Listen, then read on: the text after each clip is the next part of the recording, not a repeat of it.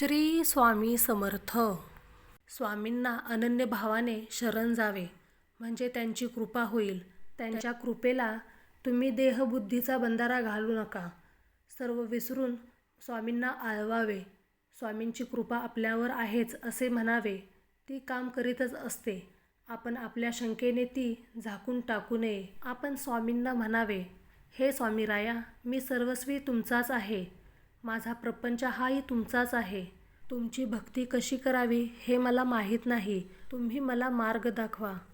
तुम्ही जे कराल त्यात मी सामील होईन अशी अगदी मनापासून प्रार्थना करावी. मग ते ठेवतील त्या परिस्थितीमध्ये आपण आनंदी राहावे. श्री स्वामी समर्थ.